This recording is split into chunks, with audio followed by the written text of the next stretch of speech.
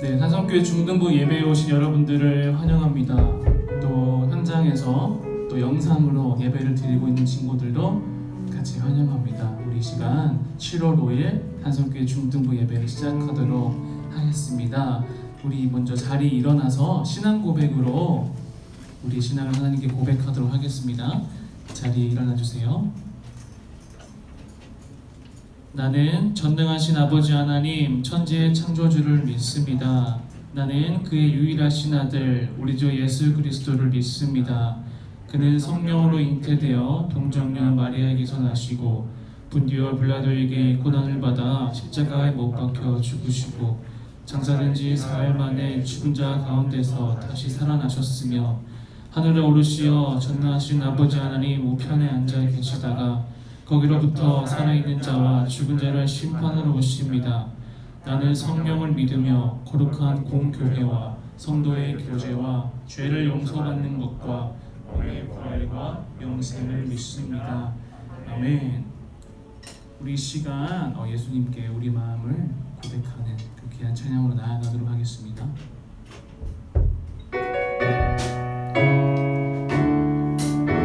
우리의 치료자 되시는 예수님을 찬양합니다.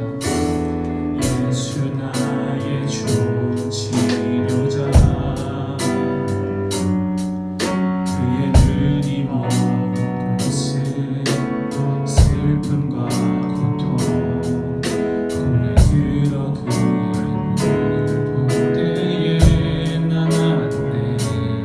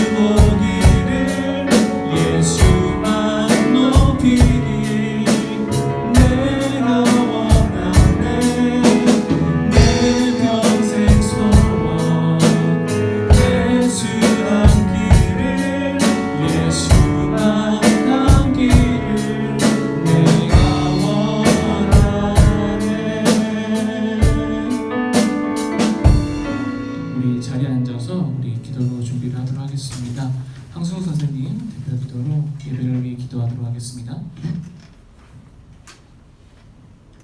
다 같이 기도하겠습니다. 사랑이 많으신 하나님 아버지, 이 시간 주님 앞에 나와 예배를 드립니다. 우리의 예배와 우리의 모임을 허락하여 주시니 감사드립니다. 또한 온라인으로도 집에서도 예배드릴 수 있게 하시니 참으로 감사드립니다. 하나님, 저희는 부족하고 어리석기에 하나님께서 주신 말씀을 붙들고 살지 못하며 한 주간 또 자신의 뜻을 따라 어리석게 행하며 세상에서 빛으로 선한 행실을 하지 못하며 살았던 적을 고백합니다. 이 시간 아버지의 말씀을 듣고자 나왔으니 부족한 저희들이지만 하나님께서 각 사람에게 찾아와 주셔서 저희 마음에 말씀하여 주시고 하나님께서 주시는 말씀 잡고 한 주간 살아가며 좋은 행실로 아버지께 영광 돌릴 수 있는 저희들이 될 수 있도록 도와주세요. 하나님, 어려운 상황 가운데에서도 학업과 신앙생활을 이어가고 있습니다. 아버지께서 지켜주셔서 안전하고 무사히 한 학기와 또 교회 학교를 무사히 다닐 수 있도록 도와주세요. 이 시간도 하나님께 영광이 되는 예배드리기 원합니다. 모든 것 감사드리며 예수님 이름으로 기도드립니다.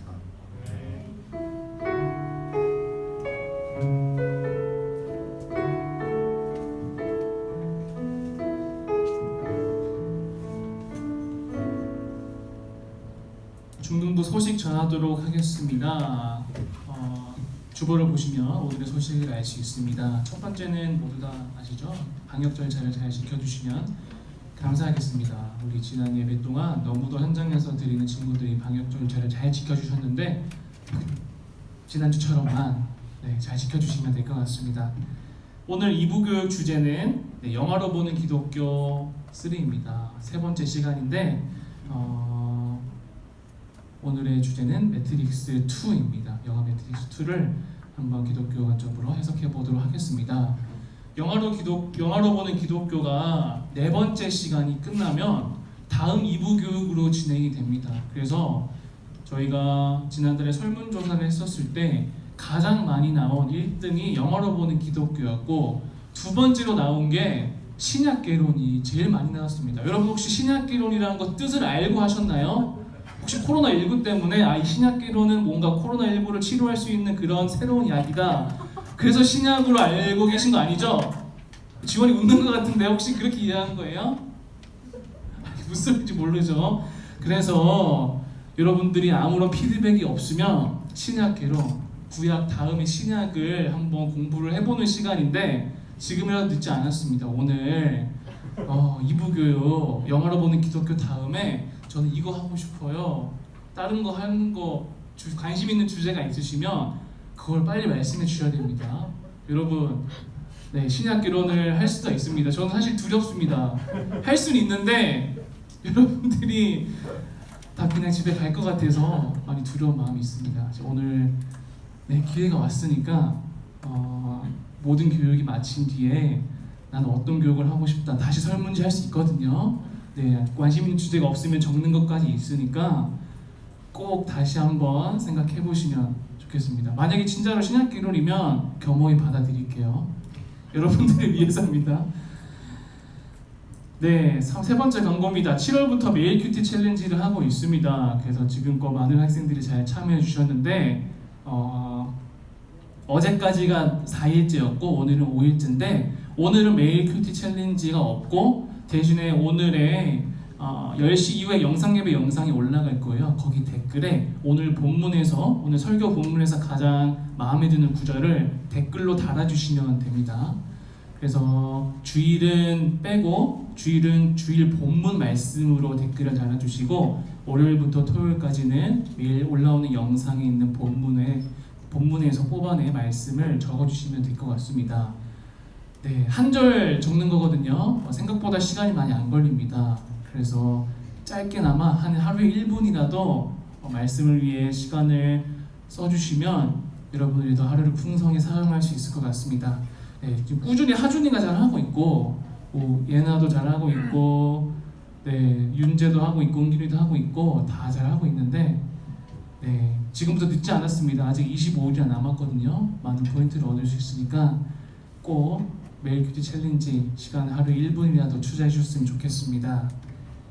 시상 관련된 내용은 아래에 있으니까 참고해 주시면 좋을 것 같습니다.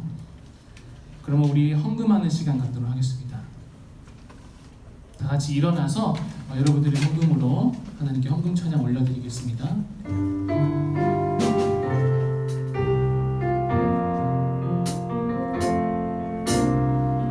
나의 모습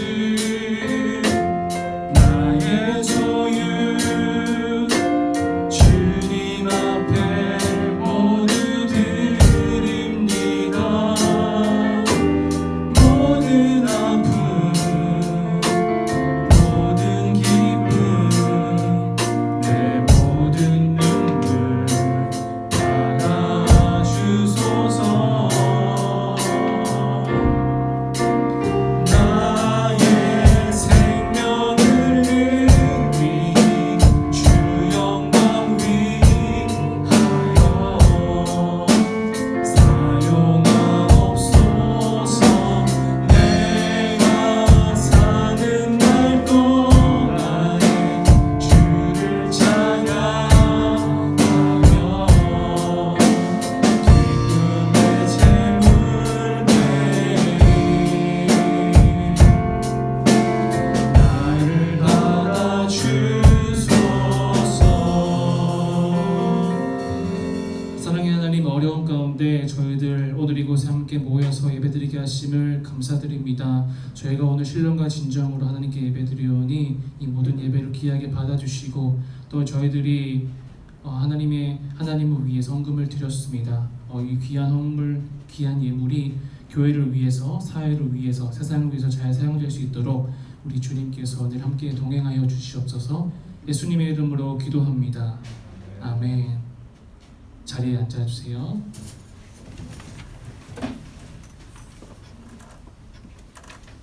자, 오늘 성경을 읽도록 하겠습니다. 오늘 성경 본문은 누가복음 2장 40절에서 52절입니다. 누가복음 2장 40절에서 52절까지의 말씀입니다. 오늘 매일 큐티 챌린지 하실 때는 이 댓글, 이 본문으로 7월 5일 예배 영상에 있는 그곳에 댓글을 달아주시면 됩니다. 누가복음 2장 52절이고 성경책이 안 갖고 오신 분들은 화면을 보시면 될 것 같습니다.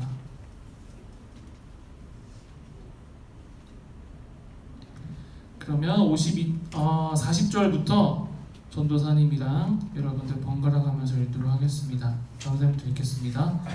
아기가 자라며 강하여지고 지혜가 충만하며 하나님의 은혜가 그의 위에 있더라. 그의 부모가 나라 요울절이니까 예루살렘으로 가더니 예수께서 12살 되었을 때에 그들이 이 절기에 관례를 따라 올라갔다가 그 나이를 마치고 돌아갈 때 아이 예수는 예루살렘에 머물렀다. 그 부모는 이를 알지 못하고 동행 중에 있는 줄로 생각하고 하룻길을 간 후 친족과 아는 자 중에서 찾되 하지 못하게 찾으면서 예루살렘으로 가더니 사흘 후에 성전에서 만난즉 그가 선생들 중에 앉으사 그들에게 듣기도 하시며 묻기도 하시니 듣는 자마다 그 지혜와 대답을 놀랍게 여기더라. 그의 부모가 보고 놀라며 그의 어머니는 이르되 아이 어찌하여 우리에게 이렇게 하느냐 보라 내 아버지와 내가 근심하여 너를 찾았노라. 이르시되 어찌하여 나를 찾으셨나이까? 내가 내 아버지 집에 있어야만 그를 알지 못하셨나이까 하니 그 부모가 그가 하신 말씀을 깨닫지 못하더라. 예수께서 그에게 가서 나사렛에게로 순종하여 맡기시더라. 그 어머니는 이 모든 말을 마음에 드니라. 예수는 지혜와 키가 자라가며 하나님과 사람에게 더욱 사랑스러워 가시더라. 아멘. 오늘 말씀 제목은 예수님의 어린 시절이란 제목으로 여러분들과 함께 이야기를 나눠보려고 합니다. 여러분들도 지금 어리다고 생각 안 하시겠지만 더 어린 시절이 아마 있었을 겁니다. 예수님도 마찬가지로 어린 시절이 있었는데요. 전도사님 또한 어린 시절이 있었습니다. 전도사님의 어린 시절은 어땠냐면 지금보다 더 활발하고 지금은 그렇게 많이 활발하진 않지만 예전에는 엄청나게 활발했습니다. 어떠할 정도로 그랬냐면 처음 보는 사람과 5분이면 친해지기 쉬웠습니다. 그냥 말을 걸고 친구가 되고 우애를 나누고 다음 만남을 기약하는 그 정도로 사람들과 빨리 친해지는 그런 능력을 가지고 있었는데 어린 시절에는 조금 사람과의 그런 거리도 안 두고 뭔가 사람 만나는 걸 좋아하고 심지어 새로운 친구 사귀는 걸 좋아해서 엄청 친구를 많이 사귀었던 그런 기억이 있습니다. 하지만 시간이 지나고 그런 모습은 언데감데 없이 사라지고 오히려 지금은 그러한 모습을 되찾고 싶은 그러한 마음이 드는데 생각보다 쉽지 않은 것 같습니다. 그때는 뭔가 생각도 덜하게 됐는데 점점점 커가니까 예민해지는 것도 같고 소심한 부분도 많이 나오고 마음이 넓어지고 싶은데 그런 게 없는 것이 참 아쉬운 것 같습니다. 특히 요즘에는 전사님이 결혼한 지 1주년이 넘었는데 기도 제목이 이겁니다. 마음이 큰 사람이 되게 해주세요. 마음이 넓은 사람이 되게 해주세요. 뭔가 마음이 넓어지기가 생각보다 어려운 것 같습니다. 집에 있는 먼지 하나를 보고 내가 치우면 되는데 그러지 못할 때가 많이 있는 것 같고요. 설거지거리를 그냥 내가 하면 되는데 마치 차마 내가 하기가 어려운 그럴 때가 더 많이 있는 것 같습니다. 그래서 여러분들이 시간이 나시면 전도사님 어린 시절의 모습을 되찾고 마음이 강다같이 넓어지는 그러한 기도를 해주셨으면 좋을 것 같습니다. 전도사님이 어린 시절이 있던지 예수님도 어린 시절이 있었는데요. 누가복음은 예수님의 어린 시절의 내용을 유일하게 담고 있습니다. 예수님의 어린 시절은 어땠을까요? 뭔가 예수님은 하나님이시기도 하면서 신이시기도 하면서 사람의 모습도 가지셨는데 그렇다면 예수님의 어린 시절이 어떠셨을까? 어떤 행동을 하셨고 특히 예수님은 어떤 음식을 드셨을까? 그 음식을 먹는데 편식은 하셨을까 안 하셨을까? 주황색 당근은 먹으셨을까? 아니면 오이는 걸러내고 드셨을까? 이런 것이 저는 궁금해지곤 합니다. 그리고 예수님은 과연 하루 몇 시간이나 잤을까? 보통 우리 청소년들은 8시간에서 10시간을 잔다고 하는데 예수님은 몇 시간이나 주무셨을까? 예수님이 어릴 적 12살 때에는 기도는 얼마나 하셨을까? 또 친구 관계는 어땠을까? 잘 사귀었을까? 아니면 물러나 있었을까? 이런 게 궁금하곤 합니다. 그래서 예수님의 어린 시절에 대해서 오늘 본문에 대해서 예수님이 어땠을까라고 조금 추측을 할 수 있는데 오늘 본문은 예수님의 가족이 유월절 예배를 지키러 가는 날입니다.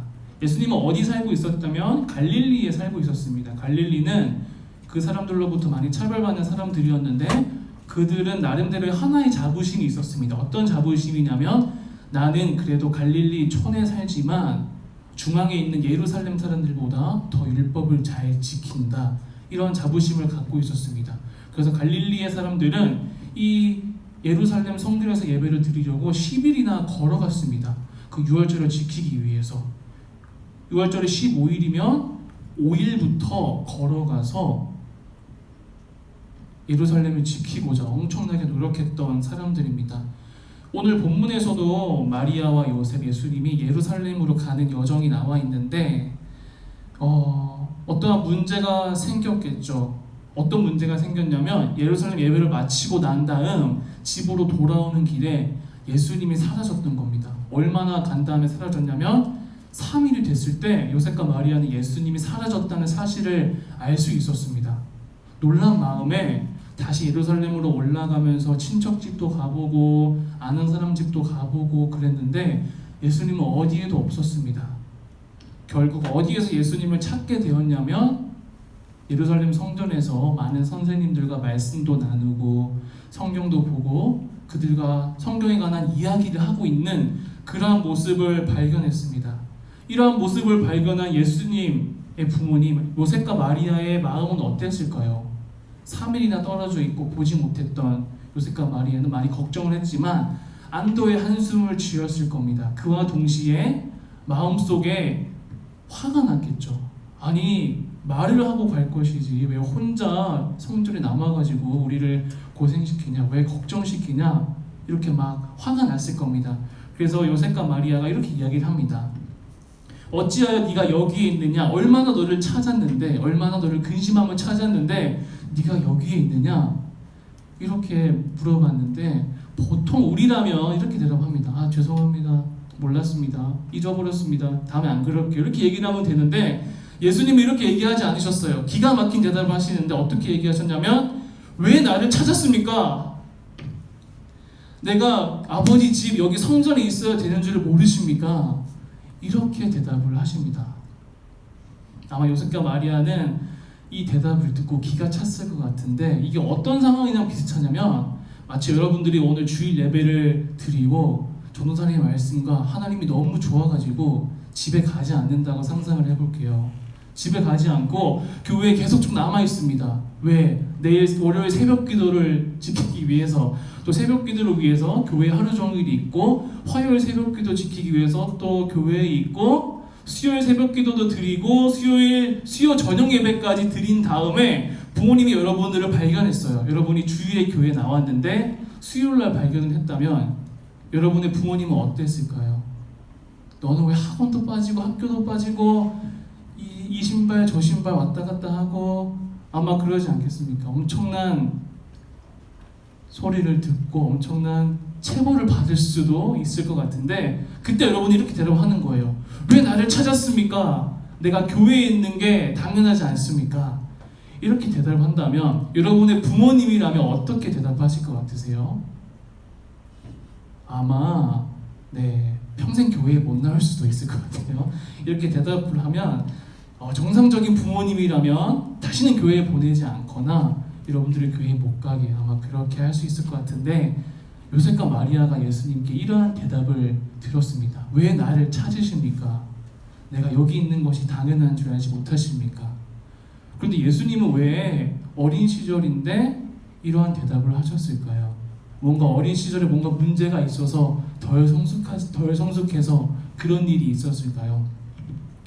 여기에 대한 대답은 다음에 예수님이 가지고 있는 세 가지 가치관을 통해서 알 수가 있는데 예수님의 첫 번째 가치관은 이겁니다. 진짜 중요한 것을 아셨다. 어린 시절 예수님이 생각하기에는 내가 하나님 아버지 집에 있는 것이 당연하다라고 생각했을 것 같습니다. 물론 요셉과 마리아도 자신의 부모님이지만 하나님도 자신을 이 땅에 보내시고 많은 사람들을 구원하기 위해 보내신 아버지이기 때문에 당연히 성전에서 하나님의 말씀을 듣는 것이 당연하다라고 생각했을 것 같습니다.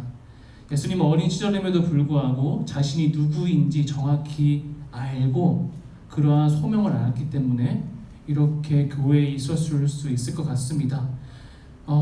요셉과 마리아는 아직 예수님의 사명을 잘 이해하지 못한 것 같은데 예수님은 잘 알고 있었습니다.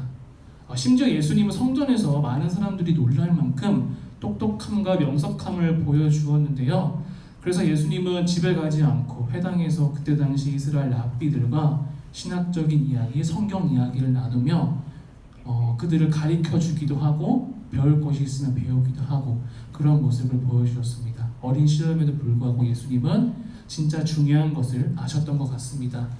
두 번째 가치관이 있는데 그래도 불구하고 부모님에게 이렇게 처음에는 화가 나는 대답을 하더라도 그 뒤에는 예수님께서 부모님을 배려하셨다는 사실을 알 수가 있습니다. 비록 어찌하여 나를 찾으십니까? 라는 엄청난 화를 돋구는 그런 질문을 하였을지라도 51절에 보시면 예수님은 부모님과 함께 나사렛에 이르러 순종하여 받으시더라 라고 나와 있습니다. 예수님은 그래도 불구하고 집에 가서는 부모님의 말씀을 잘 듣고 잘 순종하는 그러한 태도를 보여줍니다. 심지어 예수님이 돌아가실 때 예수님이 이제 십자가에서 돌아가시기 직전에 자신의 제자에게 자신의 어머니 마리아를 잘 부탁한다라고 요청하는 태도를 보면서 예수님은 그래도 하나님의 아들이시지만 요셉과 마리아를 결코 저버리지 않으시고 그들을 끝까지 잘 아들로서의 도리를 챙기셨다는 것을 알 수가 있습니다. 때로는 우리가 믿음 생활을 하면서 가정을 좀 등한시하는 경우가 많이 있는 것 같은데 물론 때로는 결단이 필요하지만 가장 이상적인 결단은 가정도 잡고 신앙도 잡는 그런 두 가지 토끼를 잡는 게 더 중요한 것 같습니다. 그것이 심지어 어려운 일일지라도 우리는 결코 가정과 믿음을 둘 다 소홀히 해서는 안 될 것입니다. 세 번째는 예수님은 많은 사람들로부터 사랑을 받았습니다. 많은 사람들로부터 사랑을 받은 것이 굉장히 큰 의미가 있는데 가끔 예수님을 아웃사이더, 아싸라고 생각하시는 분들이 많습니다. 그래서 맨날 교회만 다니고 성전에만 있고 랍비들과 이야기하면서 자신의 친구들과는 잘 지내지 못하는 그런 아싸인 줄을 이해하는 사람이 많이 있는데 주님이 사시는 동안 세상 사람들과의 정말로 친밀한 관계를 맺었습니다. 그리고 많은 사람들이 예수님을 사랑할 만큼 그들의 마음을 얻었습니다. 여러분 혹시 IQ 테스트라고 아시죠? IQ 테스트. 사람들이 얼마나 똑똑한지, 지능이 얼마나 되는지 지능 점수라고 하는데 IQ 테스트를 하곤 하는데 예수님의 IQ는 정확히 얼마인지는 모르겠지만 여러분 혹시 EQ라고 들어보셨습니까? EQ? EQ라고 정서지능이라고 하죠. 요즘에는 IQ뿐만 아니라 EQ, 정서지능까지 발달된 사람만이 뭔가 조금 더 현명하고 지혜로운 사람이다 라고 이야기하곤 하는데요. EQ 테스트는 뭐냐면 자신과 타인의 감정을 이해하고 수용하는 어떤 그러한 능력을 말합니다. 뭔가 인간관계를 조금 더 잘하고 다른 사람의 마음을 이해하고 수용하고 관계를 잘하는 그런 능력을 말하는데 예수님은 이 세상에 계시는 동안 사람들의 마음에 아픔에 공감하시고 슬픔에 공감하시고 또 마음 힘든 사람들을 먼저 위로해 주시는 모습을 보았을 때 EQ 점수가 많이 높으셨을 것 같다 라고 생각이 듭니다. 그런데 요즘에는 이런 EQ라는 점수가 좀 많이 강조됨에도 불구하고 아직까지는 그렇게 중요하게 생각하는 것 같지 않습니다. 왜냐하면 너무나 경쟁 사회이기 때문에 다른 사람들의 감정은 무시한 채 나만 잘 되면 돼, 나만 아니면 돼 이런 말로 인해서 조금 EQ는 등한시되고 다른 사람들의 감정과 이런 것들을 수용하는, 배려하는 이러한 태도가 많이 부족한 것 같습니다. 그런데 오늘 예수님의 모습을 본받아 사람들이 타인의 감정을 이해하고 수용하려는 그러한 태도가 필요한 것 같습니다. 진짜 머리가 좋고 지혜로운 사람은 IQ가 높은 사람뿐만 아니라 EQ가 높은 사람들이 진짜 현명한 사람이라고 합니다. 우리도 예수님처럼 하나님의 말씀으로 우리를 둘러싼 세상에 참여함으로 최선을 다해서 사람들의 마음을 공감하고 얻을 필요가 있을 것 같습니다. 예수님은 소년 시절임에도 불구하고 진짜로 중요한 사명을 알고 있으셨습니다. 그리고 요셉과 마리아 부모님에 대해서도 배려하고 순종하는 그러한 태도를 보였고 때로는 요셉과 마리아를 걱정시키기도 하였지만 아마도 자신의 부모님이 자신의 아들 예수님의 사명을 잘 이해하지 못했기 때문에 일어난 그런 오해인 것 같습니다. 그리고 예수님은 먼저 세상 사람들을 사랑하시고 또 그로 인해서 많은 사람들이 예수님을 사랑하는 그러한 모습을 봤는데요. 오늘 본문에서 나온 또 오늘 말씀에서 나온 예수님의 모습을 보면서 정말로 예수님은 사명을 알고 계셨구나. 나도 내가 하나님께서 주신 사명이 무엇인지 한번 생각을 해봤으면 좋겠습니다. 그리고 예수님은 다른 사람들을 배려했듯이 나도 한번 다른 사람들을 생각하고 배려하는 그런 시간이 되었으면 좋겠는데요. 사실 시험도 보고 경쟁하는 사회에서는 다른 사람들을 배려하기가 좀 힘든 것 같습니다. 왜냐하면 다른 사람들을 배려하는 그 순간 내가 뭔가 뒤처지는 것 같고 도태되는 것 같아서 약간 상대방을 생각하기보다는 내를 생각하기가 좀 더 쉬운 것 같은데 여러분들 그럼에도 불구하고 도전하셔야 됩니다. 다른 사람들을 배려하고 수용하고 예수님처럼 많은 사람들을 사랑하는 그러한 여러분들이 되었으면 좋겠습니다. 기도하시겠습니다. 우리 한 가지만 기도하고 나아갔으면 좋겠는데요. 때로는 우리가 예수님의 모든 모습을 닮기는 힘들지만 그래도 내가 예수님의 모습을 조금이라도 닮았으면 예수님의 이러한 성품을 조금이라도 닮아가는 내 자신이 될 수 있도록 우리 이 시간 잠시 기도하며 나아가도록 하겠습니다. 기도하겠습니다.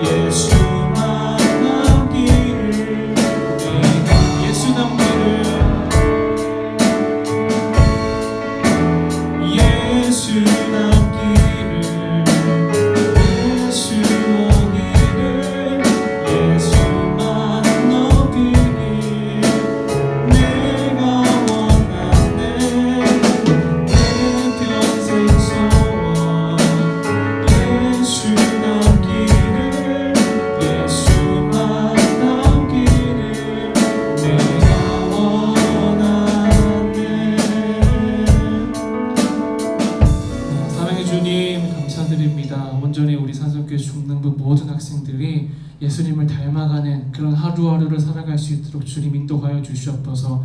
특별히 요즘은 코로나19로 많이 불안한 사회 상황입니다. 우리 중등부 학생들을 지켜주시고 또한 시험을 앞두는 학생들이 있는데 그 시험을 준비하는 가운데 하나님께서 영역 간의 강건함을 더하여 주셔서 하나님이 주시는 힘으로 나아갈 수 있도록 주님 인도하여 주시고, 특별히 자신의 모든 것을 준비할 때 하나님을 버리는 일이 없도록 하시고, 그런 준비 가운데마저도 하나님과 더욱 가까워지는 우리 중등부 학생들 될 수 있도록 주님 인도하여 주시옵소서.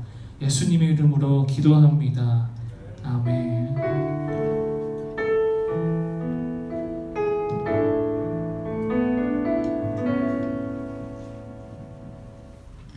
네, 이제 2부 활동을 하기 전에 여러분들이 지금 2부 활동 끝나고 한번 묻혀볼게요. 어떤 활동을 하고 싶은지, 영어로 기본 기독교 다음에 그때 잘 대답해 주시면 전사님 여러분 의견을 참고해서 재미있으면서도 유익한 2부 활동을 준비하도록 하겠습니다.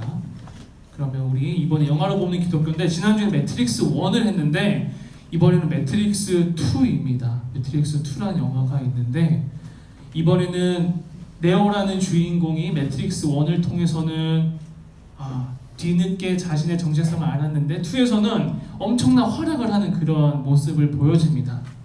그래서 매트릭스 2 한번 보시면서 한번 2부 활동 했으면 좋겠고, 참고로 여기에는 시온이 나옵니다. 시온이 뭐냐면 이 매트릭스 세상에서 벗어난 사람들이 살고 있는 시온인데, 시온 많이 들어보셨지 않으세요? 약간 성경적인 언어인데 예루살렘을 시온산으로 많이 합니다. 그래서 많은 사람들이 이 시온산에서 신앙을 지키는 그런 의미를 성경에서 가지고 있는데, 이 영화에서는 매트릭스 세계에서 벗어난 사람들이 자신의 정체성을 지키기 위해서 모인 곳, 그게 시온이라고 하고요. 이 시온에서 있는 사람들이 거기 보면 막 배들이 다니잖아요. 공중에 날아가는 함선이 있는데 그 함선을 잘 들어보시면 느부갓네살호라고 되어 있습니다. 느부갓네살 많이 들어보셨죠? 다니엘과 느부갓네살 왕인데, 이 느부갓네살 왕은 다니엘에서 어떤 내용을 가지냐면 꿈을 해석해달라고 합니다. 그러니까 해몽을 해달라고 하는데, 꿈을 해석하는, 또 꿈을 진짜로 다니엘의 말을 듣고 꿈이 현실로 되는 그러한 의미를 가지고 있는데, 이 매트릭스에서도 느부갓네살호를 타고 다니면서 비록 매트릭스라는 꿈의 세상을 살고 있지만 나중에 이 꿈에서 벗어날 진짜 해몽을 하는 그런 의미를 좀 담고 있는 것 같아요. 그래서 한번 시온과 느부갓네살호를 한번 기억을 하시면서 매트릭스 2를 한번 간략하게 보도록 하겠습니다.